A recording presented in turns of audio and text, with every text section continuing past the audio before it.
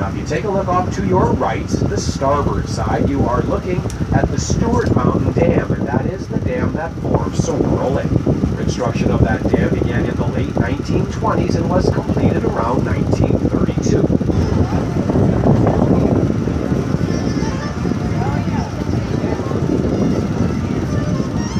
The Peaks rises up some 7,700 feet above sea level, making 1 mile higher than the surface of Saguaro Lake. If you look at those peaks from left to right, numbers 1 through 4, between the third and the fourth peak, you'll notice a very prominent scar that's angling down from left to right. That scar is made up of all of the tailings that have been removed from a very special amethyst mine. There are 2 amethyst mines on planet Earth that produce a stone of high enough quality to be considered a precious gem. One is in Siberia, and the other is right there above that scar in the Four Peaks Range.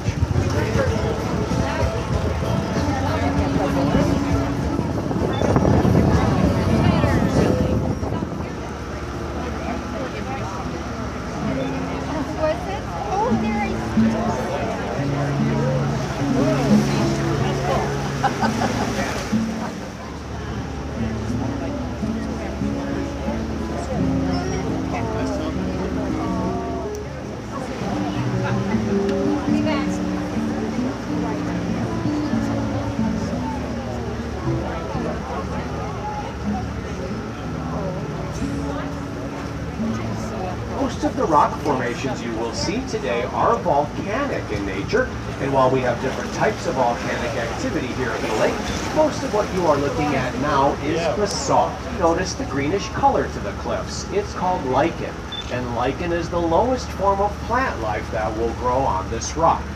Now I also want you to notice the black streaks coming down the canyon walls.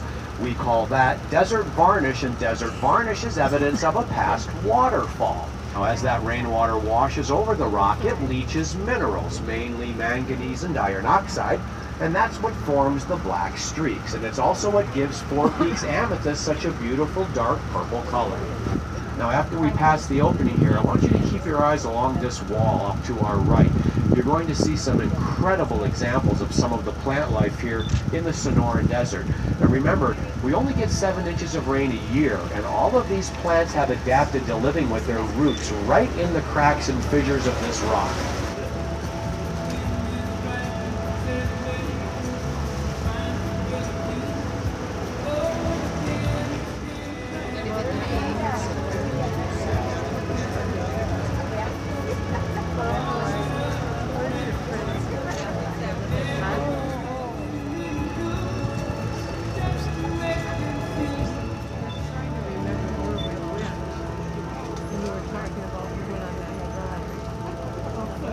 Probably noticed quite a few of the saguaro cactus that appear to be growing right out of the rock, and there's a beautiful example of that here coming up along the starboard side.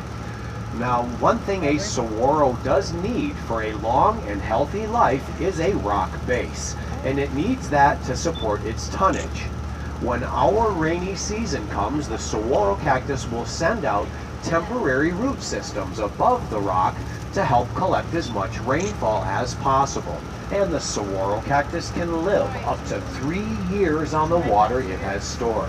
It can grow to a height of 50 to 55 feet tall, and when fully absorbed with water can weigh up to 6 tons. In its lifetime, a saguaro will produce approximately 40 million seeds, but only 1 in 200 million will grow to maturity.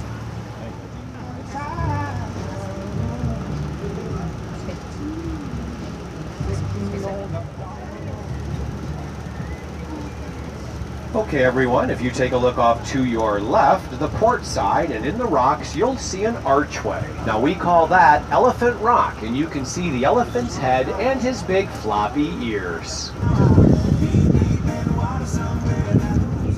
Okay, everyone, off to your right, the starboard side, on that hillside, you'll see a very, very dense stand of saguaro cactus. This little area is known as Saguaro Cove, and it is that stand of saguaro that you see that gives Saguaro Lake its name. The saguaro cactus does grow exclusively here in the Sonoran Desert and nowhere else on Earth. It is a notoriously slow growing plant, taking 10 years to grow to the towering height of 2 inches tall. We get a lot of fishing on this lake. We are stocked regularly by the Arizona Department of Game and Fish, and we've got really, really good fishing here. We have everything from yellow bass to largemouth bass.